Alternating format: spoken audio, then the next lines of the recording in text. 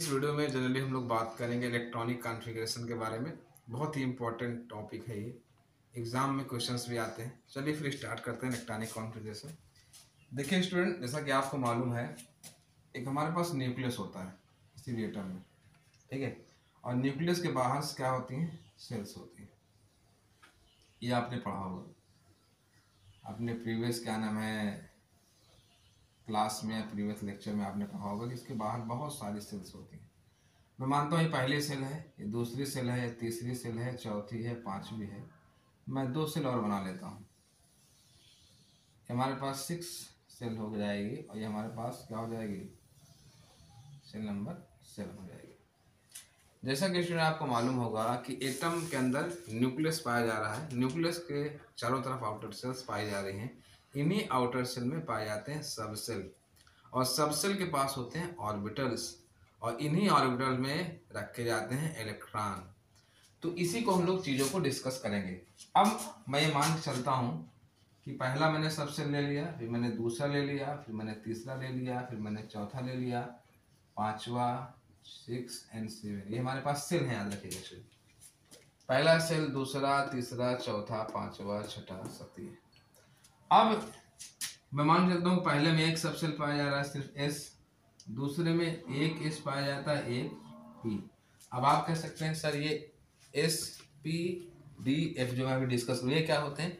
ये होते हैं सब सेल। एस सब सेल, पी सब सेल, डी सब सेल, एफ सब सेल। और मैं आपको एक चीज और बताना चाहता हूँ कि इस सब सेल में मैक्सिमम 2 इलेक्ट्रॉन रह सकते हैं, इसलिए H2 से ज़्यादा हम लिख नहीं सकते। पी में मैक्सिमम 6 इलेक्ट्रॉन रह सकते हैं, डी में 10 और एफ में कितने? 14। ऐसा क्यों होता है स्टूडेंट? क्योंकि इस सब सेल में सिर्फ 1 ऑर्बिटल्स पाए जाते हैं और एक ऑर्बिटल में मैक्सिमम 2 इलेक्ट्रॉन। पी में 3 ऑर्बिटल्स पाए जाते हैं, मैक्सिमम 6 इलेक्ट्रॉन।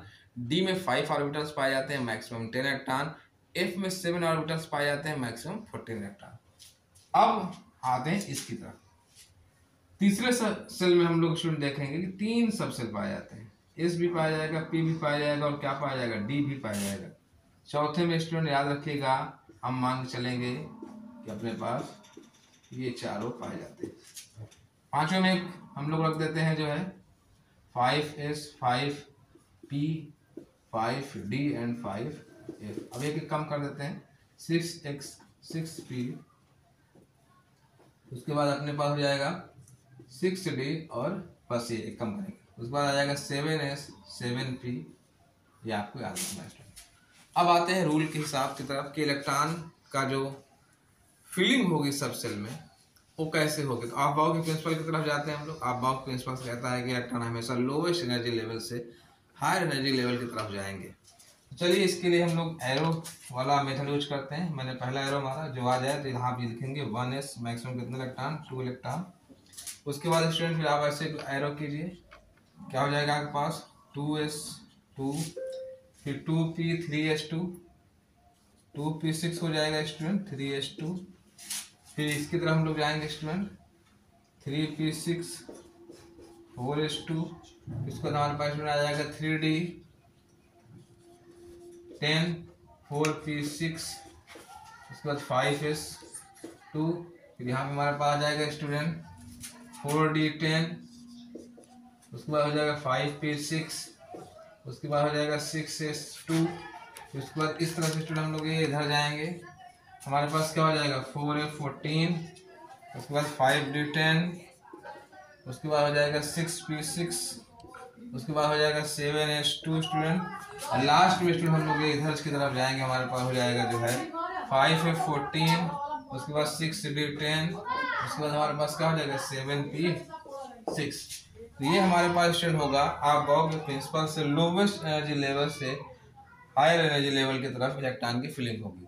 अब आप चलते हैं एक दो एग्जांपल की तरफ स्टूडेंट। जैसे पहला एग्जांपल मैं लूंगा, अगर हमसे पूछा जाए कि हाइड्रोजन के इलेक्ट्रॉनिक कॉन्फ़िगरेशन कीजिए, तो सबसे पहले स्टूडेंट आपको क्या करना है कि देखना है कि हाइड्रोजन का एटॉमिक नंबर कितना होता है? 1। इसके ऊपर अगर कोई चार्ज नहीं है तो इसके पास इलेक्ट्रॉन कितने होंगे? 1 होंगे। तो मैं यहाँ पे आऊंगा स्टूडेंट, ये यहाँ, ठीक है। तो क्या हो जाएगा? 1s1, ठीक है। इसी तरह स्टूडेंट अगर हम लोग अगले की तरफ जाएंगे, हमारे पास मान लीजिए हम ले लेते हैं हीलियम, एटॉमिक नंबर 2 होता है। ये वाले की तरफ चले जाएंगे, ये वाला 1s2 हो जाएगा। जैसे ही इसके सब सेल भर जाएंगे, हम लोग आएंगे किसकी तरफ स्टूडेंट? अगले की तरफ, क्योंकि हमारे पास अगला एग्जाम्पल क्या होगा, लिथियम एटॉमिक नंबर 3 होता है, तो 1:2 कंप्लीट हो गया, 2 हो गए, लेकिन हमको 3 चाहिए, तो मैं किसकी तरफ चला जाऊंगा, 2:1 की तरफ। तो इस तरह से स्टूडेंट आप इलेक्ट्रॉनिक कॉन्फ़िगरेशन को बहुत अच्छे तरीके से कर सकते हैं। आई होप आपको ये जो वीडियो बताया गया है ये आपके समझ में आ गया होगा। तो आज के लिए इतना ही, मिलते हैं नेक्स्ट वीडियो में नेक्स्ट टॉपिक के साथ।